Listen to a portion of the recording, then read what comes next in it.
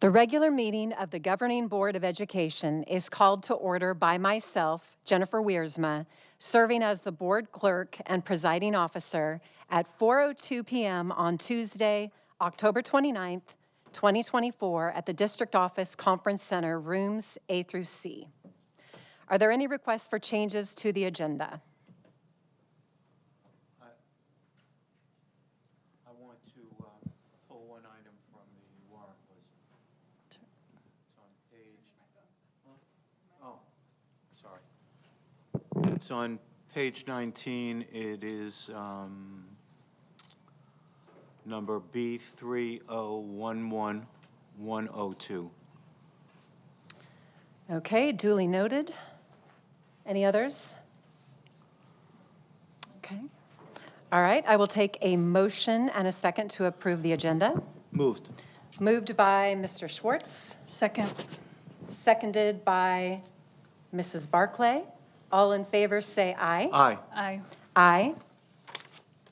Motion adopted 3-0. In accordance with the Government Code Section 54957.7, the board will meet in closed session to consider the items listed in Section E. The Governing Board welcomes public comments. This is the time for closed session public comments. Any person wishing to provide a public comment to the board is required to attend the meeting. Speakers are limited to 3 minutes to a maximum total of 30 minutes per item for comments on the closed session agenda item. Do we have anyone here for closed session public comments? 3. Sorry, we got another one. 3 comments. Okay.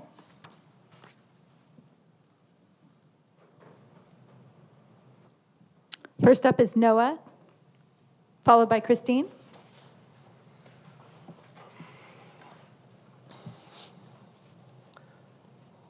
Ready? Today I will read you a letter from my fiancée, Heather Pesta. Dear School Board, my name is Heather Pesta and I am a mom of a current 5th grade student who attends Susan Livornia. As you are aware, since I have CC'd you on and an email earlier this month, our school is having issues with one of your teachers named Carmen Camacho. It has come to my attention that she was fired from Barnett Elementary School for physical, verbal, mental abuse and forcibly placed at our school at Susan Livornia, where she has continued to attack our children. Some examples that she has done recently: she is denying children their breaks, not allowing them to use the restrooms, screaming, yelling, and placing IEP kids in the hallways for hours unsupervised, verbally attacking the children and calling them names and comparing them to dogs. Kids are coming home in fear, not wanting to go to school, suffering from anxiety. This is unacceptable. Some of you have access to her HR file. You can see that her medical leaves have continued. We have major concerns with the legitimacy of her medical leave, as her brother-in-law is the one writing them for her. However, her inconsistency in the classroom also poses a huge risk to our children who are not getting proper education and will end up having gaps in their education, just like the children from Barnett. I, myself, and 4 other parents have pulled the children from her class. Many more are following as the abuse is unbearable, but for some families this is not an option, and we want your full support to protect these children from her. In reaching out to the community this week, I have realized that there are hundreds of victims from Mrs. Camacho's abuse. Her HR file says it all. How many formal complaints and incidents does the school district need? Today, our community is presenting you a petition signed by additional victims, colleagues, and parents who have witnessed her abuse in the classroom. When I say that the victims came out of the woodworks, they came out.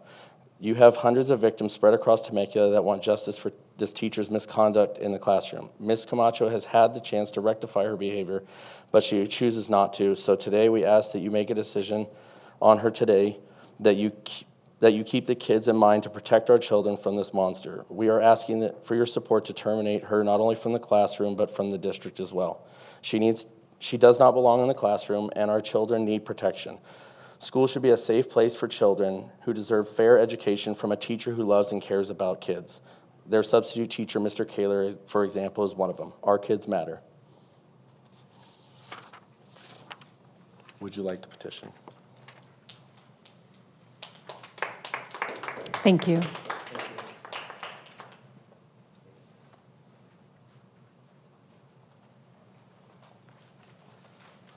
Next up is Christine, followed by Jennifer. Hello, board and staff. Well, my comments, no surprise, are directly to you, Jen, to implore you once again to do your job. It seems silly once again that we have to ask you to do this, but here we are. 3 trustees have to sign off for collective bargaining to start. 1, 2, no 3. Seems on brand. You've said that you want to wait until you have a fully constituted board before doing anything. You have said this about responding to emails as the presiding officer. You have said this about meeting with parents. You refuse to select someone to fill Danny's vacant seat, which is why we are here with only 3 board members. This is on you. You're wasting everyone's time. Will you do something? You create yet another situation where our teachers and staff don't have the security they would appreciate and that they deserve. This is 100% on you, and there is no one to hide behind. Stop stalling and get to it.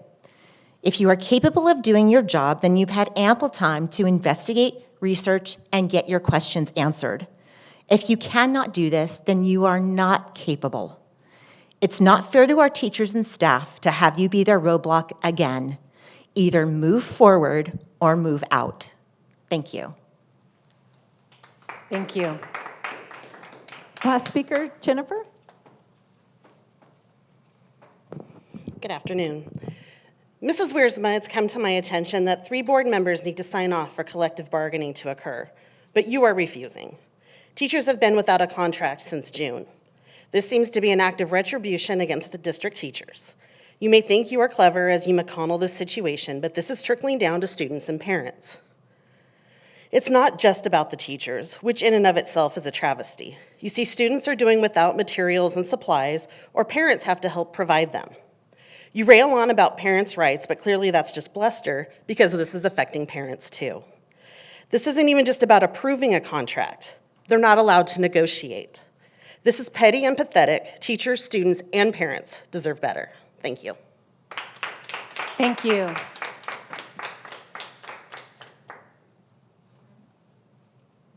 All right, at this time, we're going to head into closed session. Thank you so much for being here.